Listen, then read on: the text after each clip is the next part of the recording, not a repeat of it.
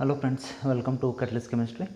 As we discussed last class up to 15th question. Okay, this is what 15th question. This is depends on what metallurgy.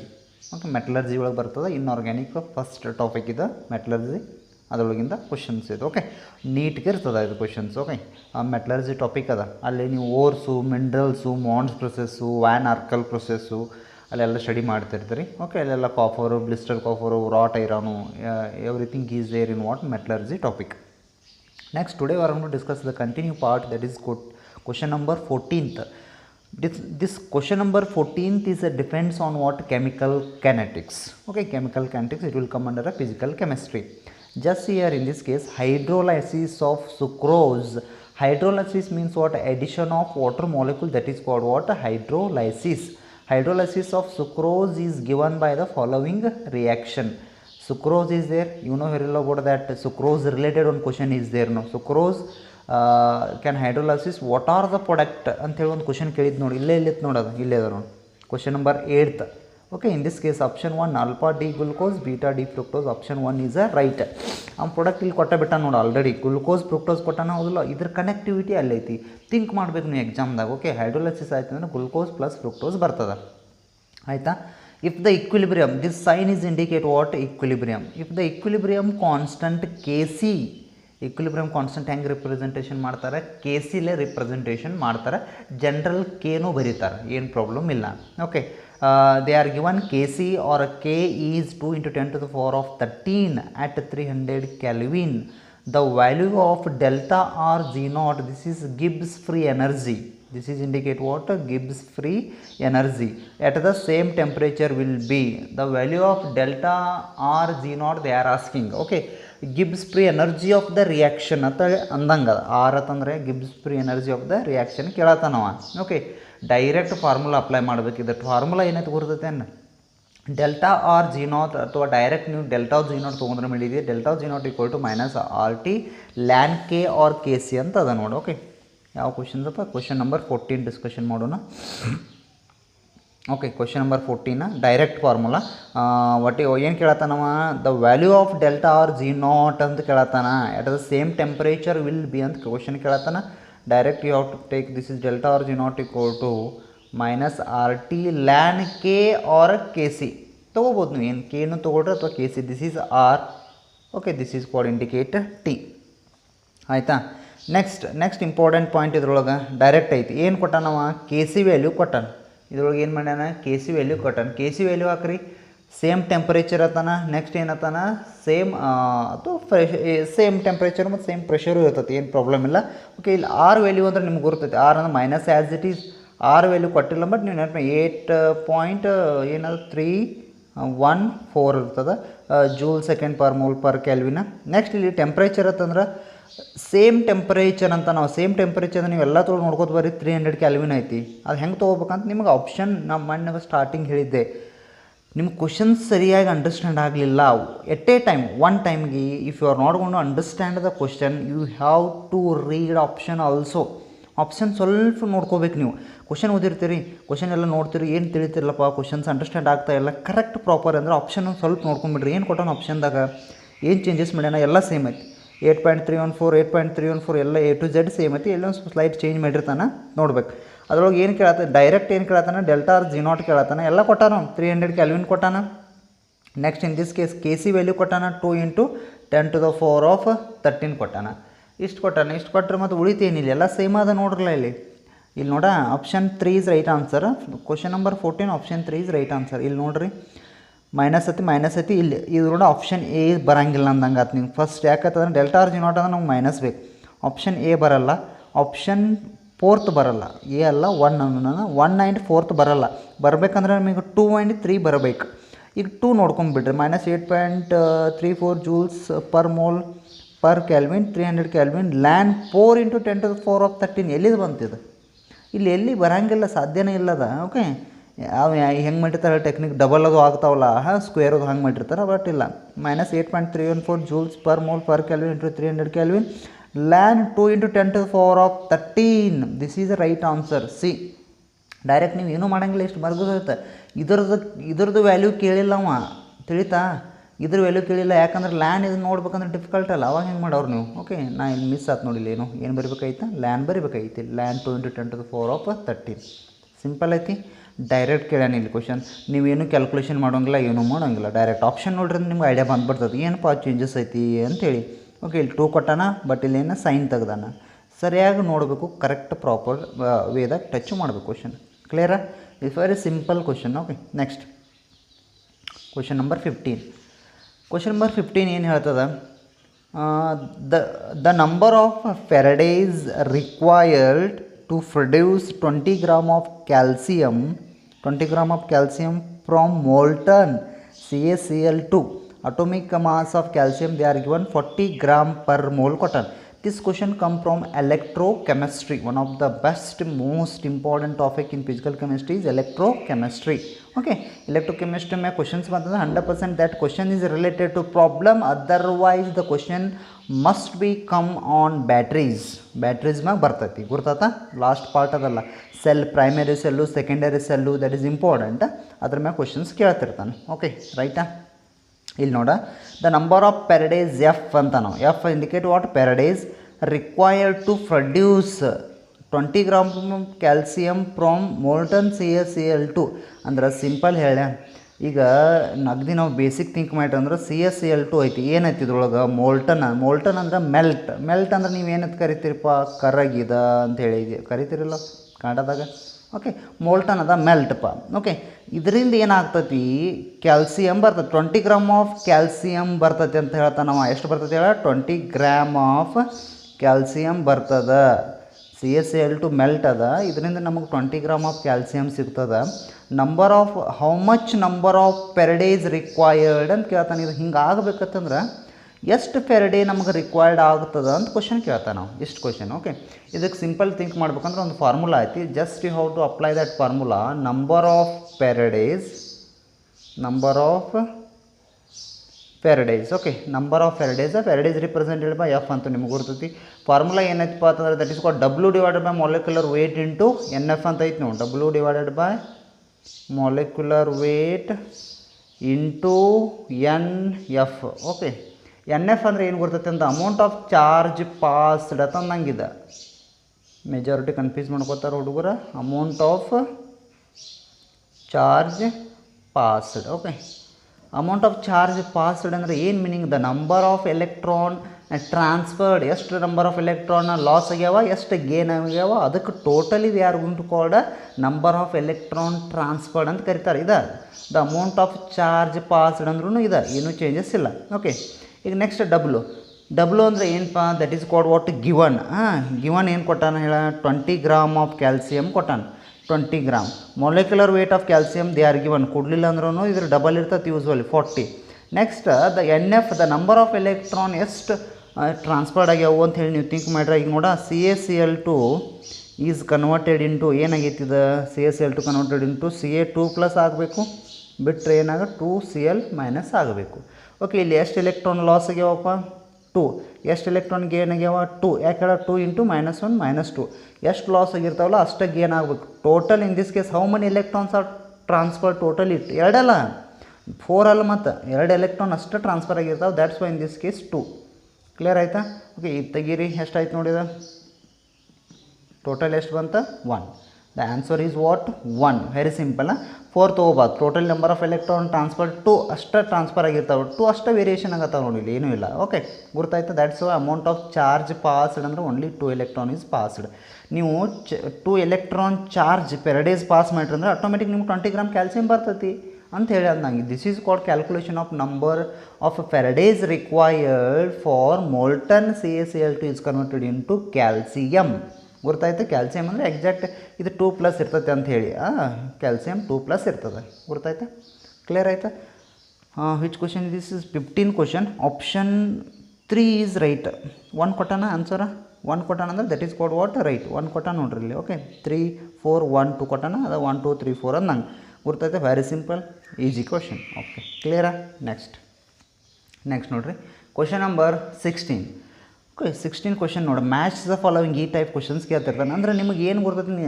You have to read each and every line from NCERT for what ನೀಟ್ಗೆ ನೀವು N C R T each and every line ಓದಬೇಕು ರೀ. ಅಂದ್ರೆ ಯಾಕಂದ್ರೆ ನೀವು ಒಂದು line ಓದಿ ಒಂದು ಲೈನ್ ಬಿಟ್ಟರೆ ಆಗಂಗಿಲ್ಲ. ಯಾಕಂದ್ರೆ ಇಂಥ ಕ್ವಶನ್ಸ್ ಟಚ್ ಮಾಡೋಕ್ಕೆ ಬರೋಲ್ಲ. There is difficult. ಓಕೆ ನೋಡ್ರಿ, match the following and identify the correct option. Okay ಗೊತ್ತಾಯ್ತಾ? ಮ್ಯಾಚ್ ಫಾಲೋವಿಂಗ್ ಮಾಡಿರಿ, ಯಾವ್ಯಾವ ಮ್ಯಾಚ್ ಫಾಲೋವಿಂಗ್ ಮಾಡಿರಿ, ಆಮೇಲೆ ಏನು ರೀ ಕರೆಕ್ಟ್ ಆಪ್ಷನ್ ಸೆಲೆಕ್ಟ್ ಮಾಡಿರಿ ಅಂತ ಹೇಳ್ತಾ ನಾವು ಮ್ಯಾಚ್ ಮಾಡಿ ಅಷ್ಟೇ ಬಿಡೋಂಗಿಲ್ಲ, ಕರೆಕ್ಟ್ ಆಪ್ಷನ್ ಸೆಲೆಕ್ಟ್ ಮಾಡಬೇಕಲ್ಲ ಇಲ್ಲಿ. Okay right. ನೋಡ, CO gas H2 this question is come from PUC first year. S and P block ಅದ ನೋಡ. ಓಕೆ ಇದಕ್ಕೆ ಏನಂತ ಕರಿತೀರಿ? ಸಿಂಥೆಸಿಸ್ ಗ್ಯಾಸ್ ಅಂತ ಕರೀತಾರೆ. ಇದ್ರೊಳಗೆ ಸಿಂಥೆಸಿಸ್ ಗ್ಯಾಸ್ ಅಂತ ಕರೀತಾರೆ. ಓಕೆ ಇನ್ನೊಂದು ಬರ್ತದೆ, that is called water gas ಅಂತ ಬರ್ತದೆ. This is called what? Synthesis gas. Water gas ಒಳಗೆ ಯೂಸ್ವಲಿ ಏನು ನೈಟ್ರೋಜನ್ ಏನೋ ಯೂಸ್ ಮಾಡ್ತಾರಲ್ಲ ನೀವು ಅಲ್ಲಿ. ಓಕೆ ನೋಡ್ರಿ ಅದು ಏನಾಯ್ತು. ಓಕೆ ಸಿಂಥೆಸಿಸ್ ಗ್ಯಾಸ್ ಗೊತ್ತಾಯ್ತಾ? A3 ಆಯ್ತು. ಆಪ್ಷನ್ ನೋಡ್ಕೊಂಬರ್ಬೇಕಾ? A3. ಹಾಂ, ಈಗ ಆಪ್ಷನ್ 2 ಅಂತೂ ಬರೋಂಗಿಲ್ಲ ಅಂದಂಗೆ ಫಿಕ್ಸ್ ಆಯ್ತು. ಈಗ 1 3 ಆನ್ಸರ್. ಓಕೆ ಒಂದು ಕ್ಲಿಯರ್ ಆಯ್ತು. Next temporary hardness of water. ಇದೊಂದು ಸ್ವಲ್ಪ ನಿಮ್ಗೆ ಕನ್ಫ್ಯೂಸ್ ಆಗ್ತದೆ. ಟೆಂಪ್ರರಿ ಹಾರ್ಡ್ನೆಸ್ ಆಫ್ ವಾಟರ್ ಅಂದರೆ it is also there in what? N C R T. Temporary hardness of water ಐತಿ, ಯೂಸ್ವಲಿ ಬರ್ತೈತಿ. ಬಟ್ ನಿಮ್ಗೆ ಗೊತ್ತಿರಂಗಿಲ್ಲ ಅಂದರೆ ಏನೋ ಇಲ್ಲಿ ಕನ್ಫ್ಯೂಸ್ ಆಗ್ತದೆ ನಿಮ್ಗೆ ಯಾವ್ದು ಅಂತೇಳಿ ಬಿಡೋದು. ಇದನ್ನ ಆಪ್ಷನ್ ಅವಾಗ ಬಿಡಬೇಕು. ಅವಾಗ ಜಸ್ಟ್ ಇದಕ್ಕೆ ಹೋರಿ B2H6 ಇದು ಗುರ್ತೈತಿ ನಿಮ್ಗೆ. This is look like a banana structure ಅಂತ ಹೇಳಿ ನಿಮ್ಗೆ ಗುರ್ತೈತಿ ಇದು. ಓಕೆ ಅದಕ್ಕೆ ಹೆಂಗೆ ಮಾಡ್ಬೇಕು ನೀವು ಥಿಂಕ್ ಮಾಡ್ಬೇಕು. An electron deficient hydride. Okay ನೀವು ಥಿಂಕ್ ಏನು ಮಾಡ್ಬೇಕಂತಂದ್ರೆ ಇದ್ರೊಳಗೆ ಎಲೆಕ್ಟ್ರಾನ್ ಕಡಿಮೆ ಇರ್ತಾವ. ಎಲೆಕ್ಟ್ರಾನ್ ಏನಿರ್ತಾವ ಇದ್ರೊಳಗೆ ಕಡಿಮೆ ಇರ್ತಾವ. ಅವಾಗ ನೀವು ಏನು ಮಾಡ್ಬೇಕು? ಥಿಂಕ್ ಮಾಡ್ಬೇಕು ಯಾವ್ದು ಆಗ್ತದ ಅಂಥೇಳಿ. ಏನು ಎಲೆಕ್ಟ್ರಾನ್ ಡಿಫಿಸಿಯೆಂಟ್ ಹೈಡ್ರೈಡ್ ಆಗ್ತೈತಿ. ಇದು ನಾನ್ ಪ್ಲೇನಾರ್ ಸ್ಟ್ರಕ್ಚರ್ ಆಗಂಗಿಲ್ಲ. ಗೊತ್ತಾಯ್ತಾ? Next H2O2 is act as a non planar structure. ಅವಾಗ ನಿಮ್ಗೆ ಆಪ್ಷನ್ ಇದು ಗೊತ್ತಾಗಿಲ್ಲಪ್ಪ, ಟೆಂಪ್ರರಿ ಆಫ್ ಹಾರ್ಡ್ನೆಸ್ ಗುರ್ತಾಗಲಿಲ್ಲ ಅಂದರೂ ಆಟೋಮೆಟಿಕ್ ಗುರ್ತಾಗ್ತೈತಿ. ಈಗ ನೋಡಿರಿ 1 ಕ್ಲಿಯರ್, 1 3. ಓಕೆ 2 ಗೊತ್ತಿಲ್ಲಪ್ಪ ಬೇಡ. 3 B2H6 ಅಂತ ನಿಮ್ಗೆ ಗೊತ್ತಬೇಕು. This is called an electron deficient hydride ಇರ್ತೈತಿ. ಬನಾನಾ ಸ್ಟ್ರಕ್ಚರ್ ಅಲ್ರಿ. ಬರಿಬೇಕ್ರಿ ಎಲ್ಲತ್ನ ಆಪ್ಷನ್ಸ್ ಬರೀತೀನಿ ನೋಡ್ರಪ್ಪ. ನಿಮಗೆ ಕನ್ಫ್ಯೂಸ್ ಆಗತ್ತಿತ್ತಂದ್ರೆ ಸಿಂಪಲ್ ಐತಿ. ಓಕೆ ಈಗ ನೋಡ ಒಂದು ಕ್ಲಿಯರ್ ಆಯ್ತಾ. ಇನ್ನು B2H6 ಬರಿತೀನಿ. ಈಗ B2 ಹಿಂಗಿತ್ತು ನೋಡ, ಹಿಂಗೆ ಒಂದು ಹೈಡ್ರೋಜನ್ ಬರಿತಿದ್ರಿ. ನೆಕ್ಸ್ಟ್ ಇಲ್ಲೊಂದು ಹೈಡ್ರೋಜನ, ನೆಕ್ಸ್ಟ್ ಹಿಂಗೆ B2 ಇತ್ತು ಹಿಂಗೆ. ಓಕೆ ಹೆಂಗೆ ಬರಿತಿದ್ರಿ ನೀವು? B2 ಏನಿದೆ H6 ಹೌದಿಲ್ಲ. Next here one hydrogen is there. Next total ಎಷ್ಟು ಹೈಡ್ರೋಜನ್ ಆಗ್ಬೇಕಾ? 6 ನೋಡಿರಿ. ನೆಕ್ಸ್ಟ್ ಈ ರೀತಿ ಇತ್ತಲ್ಲ ಏನೋ ಅದು ಹಿಂಗೆ 1 2 3 4 5 6 ಹಿಂಗಿತ್ತು. This is called what? Look like a banana structure ಅಂತ ಕರೀತಾರೆ. ಇದು ಹಿಂಗೆಲ್ಲ ಐತೆ ನೋಡಿ ಎನ್ ಸಿ ಆರ್ ಟಿ ಒಳಗೆ ಹಿಂಗೆಲ್ಲ ಕೊಟ್ಟಾನು. ಇದಕ್ಕೆ ಹಿಂಗಿತ್ತಂದ್ರೆ this is look like what? ಹಿಂಗೆ. Okay this is what? Banana structure ಅಂತ ಕರೀತಾರೆ. This is electron deficient center ಇರ್ತೈತೆ ನೋಡ. ಈಗ ಫಾರ್ ಎಕ್ಸಾಂಪಲ್ ನೋಡಿರಿ 1 2 3 4 5 6. ಇನ್ this case this boron is not satisfy the act 8 electron at this surrounding ಆಗಿಲ್ಲ ನೋಡಿದ. 1 electron 2 3 4 5 6. This is dash ಅಂತಂದ್ರೆ ಒಂದು ಎಲೆಕ್ಟ್ರಾನ್ ಐತಲ್ಲ ಇಲ್ಲಿ ಕನೆಕ್ಟ್ ಆಗೈತೆ ಅಂದ. That's why this is called what? Electron deficient boron. ಅದಕ್ಕೆ in this case there is a back bonding takes place ಅಂತ. ನಾವು ಇಲ್ಲೆಲ್ಲ BF3 ಇರ್ತದೆ ನೋಡ. Most important concept is back bonding. ಇದ್ರ ಮ್ಯಾಗ JEE ನೀಟ್ ಒಳಗೆ ಕ್ವಶನ್ಸ್ ಕೇಳ್ತಾನೆ. Back bonding BF3 how back bonding does takes place in BF3 ಅಂತ ಕ್ವಶನ್. ಓಕೆ ನೆನಪಿನ ಇಟ್ಕೊಂಡ್ಬಿಡ್ಬೇಕು ಇದನ್ನು.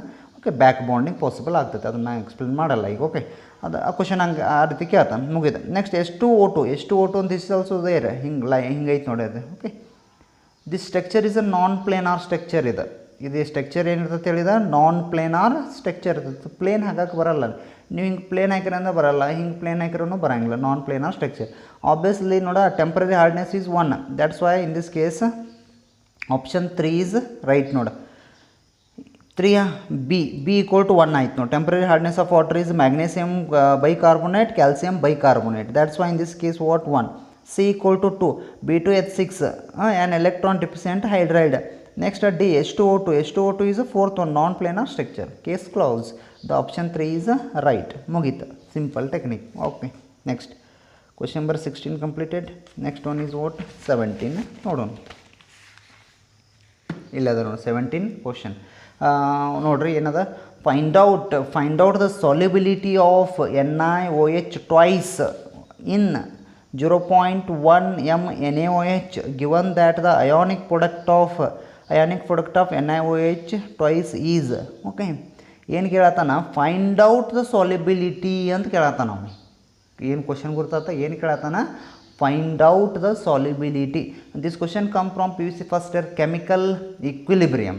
ಕೆಮಿಕಲ್ ಇಕ್ವಿಲಿಬ್ರಿಯಮ್ ಅಯಾನಿಕ್ ಇಕ್ವಿಲಿಬ್ರಿಯಮ್ ಅದಲ್ಲ ಅಲ್ಲಿದು ಕ್ವಶನ್ ಇದು. ಓಕೆ, ಅಲ್ಲದ form that most important topic for competitive level. Thermodynamics ಆಗಲಿ, ಕೆಮಿಕಲ್ ಇಕ್ವಿಲಿಬ್ರಿಯಮ್ ಆಗಲಿ. Okay, chemical bonding and molecular structure must and should you how to read each and every point. Okay, ಇವೇನು topic 3 ಹೇಳಿದ್ದೀನಲ್ಲ, each and every line ಓದಬೇಕಾ, practice ಮಾಡಬೇಕಾ, back side ಅಲ್ಲಿ questions ಕೊಟ್ಟಿರ್ತಾನೆ, you how to refer. Okay, N C R T text book, exemplar book, okay ಎಲ್ಲ ಓದಬೇಕಾಗ್ತದೆ. Okay, find out the solubility ಅಂತ ಕೇಳತ್ತಾನ. Find out the solubility of NaOH twice in. Okay, ಇದು 0.1 m NaOH ಐತಿ. ಇದ್ರೊಳಗೆ solubility of this NaOH to ಎಷ್ಟು ಆಗ್ತದೆ ಅಂತ ಕ್ವಶನ್ ಏನು ಕೊಟ್ಟಾನ, ಇದ್ರದ್ದು ಏನು ಕೊಟ್ಟಾನ, given that the ionic product of NaOH twice ಕೊಟ್ಟಾನ, ಅಯಾನಿಕ್ ಪ್ರಾಡಕ್ಟ್ ಕೊಟ್ಟಾನ. ಅದ್ರೊಳಗೆ ಏನು ಕ್ವಶನ್ ಕೇಳತ್ತಾನವ, ಸಾಲ್ಯುಬಿಲಿಟಿ ಕ್ವಶನ್ ಕೇಳತ್ತಾನ. Okay, question number is 17. Okay, simple question.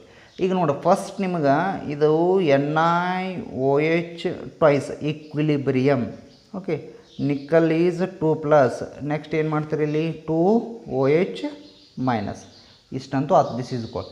ಈಗೇನು ಮಾಡ್ಯಾನ, ಈಗ ಎಸ್ ಅಸ್ ಇಂಡಿಕೇಟ್ ಇದ್ರ ಸಾಲ್ಯುಬಿಲಿಟಿ ಕೇಳತ್ತಾನವ. ಇದ್ರದ್ದು ಏನು ಮಾಡತ್ತಾನ, ಸಾಲ್ಯುಬಿಲಿಟಿ ಕ್ವಶನ್ ಕೇಳತ್ತಾನ. ಇದು NaOH ಅಂತ ತಿಳ್ಕೊಂಡ್ರೆ this is what they are given. ಎಷ್ಟು ಅದ ಇದು 0.1 m ಅದ. ಓಕೆ, ಇಷ್ಟು ಅದ ಸಾಲ್ಯುಬಲ್ ಆಗ್ಯದ ಇದ್ರೊಳಗೆ. ಓಕೆ, OH ಇದ್ರದ್ದು ಸಾಲ್ಯುಬಿಲಿಟಿ. ಎಸ್ ಅಂತ ಇಂಡಿಕೇಟ್ ವಾಟ್ ಸಾಲ್ಯುಬಿಲಿಟಿ. ನಿಮಗೆ ಫಾರ್ಮುಲಾ ಆಯ್ತು ನಾವು KSP ಸ್ಪೆಸಿಫಿಕ್ ಕಂಡಕ್ಟನ್ಸ್ ಅದು ನೀವು ಹೇಳ್ತೀರಲ್ರಿ, ಇಲ್ಲಿ ಸಾಲ್ಯುಬಿಲಿಟಿ ಬರ್ತದೆ. This is KSP equal to ಏನಾಗ್ತದೆ ನೋಡ, product Ni2+, Ni2+, next one is what OH minus ಬರ್ತದೆ. OH minus next in this case square. ಯಾಕಂದ್ರೆ ಇಲ್ಲೆಷ್ಟು ಇರ್ತದೆ, ಇಲ್ಲೆಷ್ಟು ಇರ್ತೈತಿ 1 ಇರ್ತೈತಿ. ನಾ ಇಲ್ಲಿ 1 ಅಂದಂಗಲ್ಲ, ಇಲ್ಲಿ 1 ಅಂದಂಗೆ, ಇಲ್ಲಿ 2 ಅಂದಂಗೆ, ಏನೂ ಪ್ರಾಬ್ಲಮ್ ಇಲ್ಲಲ್ಲ. ಓಕೆ, ಆಯ್ತು. ಈಗ ಇದ್ರದ್ದು ಏನಂತ ಸಾಲ್ಯುಬಿಲಿಟಿ ಫೈಂಡ್ ಔಟ್ ಮಾಡ್ಬೇಕು ನಾವು. ಓಕೆ, ನೆಕ್ಸ್ಟ್ ಏನಪ್ಪ ಅಂತಂದ್ರೆ ಇನ್ ದಿಸ್ ಕೇಸ್ ಇದು equal to ಇಡ್ತಾನೆ multiply.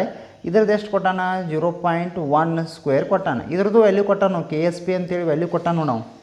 Ionic product ಅಂದರೆ ಏನು, that is called what KSP. Specific conductance ಬರಲ್ಲ, ಬಟ್ ಅಲ್ಲಿ ಅದರ್ ಟೈಪ್ ನೀವೇನು ಮಾಡ್ತೀರಿ, ಸಿಂಬಾಲ್ ಯೂಸ್ ಮಾಡ್ತೀರಿ. Given that the ionic product of NaOH twice ಅಂತ ಹೇಳ್ಯಾನ. KSP ಕೊಟ್ಟಾನ. What is the value, 2 × 10⁻15. 2 × 10⁻15 is there. Okay, -15 ಐತಿ. ನಿಮ್ಗೆ ಎಸ್ ಫೈಂಡ್ ಔಟ್ ಮಾಡ್ಬೋದು ನೀವು. S equal to 2 × 10⁻15 divided by 0.1 square. ಇಲ್ಲಿ ಕ್ಯಾಲ್ಕುಲೇಟರ್ ಇರಲ್ಲ. ಈಗ ಹೆಂಗೆ ಕ್ಯಾಲ್ಕುಲೇಷನ್ ಮಾಡ್ಬೇಕು ನಾವು, ಸಿಂಪಲ್ ಇರ್ತದೆ, ಈಸಿ ಕ್ಯಾಲ್ಕುಲೇಷನ್. ಇವಾಗ -15 ಆ್ಯಸ್ ಇಟ್ ಈಸ್. ಇದನ್ನು ಸ್ಕ್ವೇರ್ ಮಾಡಿದ್ರೆ 0.01 ಆಗ್ತೈತಿ. 0.01 ಇಲ್ಲಿ ಟಾಪಿಕ್ ಕಳಿಸಿದ್ರೆ ಎಷ್ಟಾಗ್ತೈತಿ, -15 as it is. This is called 10⁻² +2 ಆಗ್ತೈತಿ. ಹಿಂಗಂದ್ರೆ ಹೆಂಗೆ ಬರ್ಕೋತೀರಿ ಹೇಳ, 10⁻² ಬರೀತೀರಿ.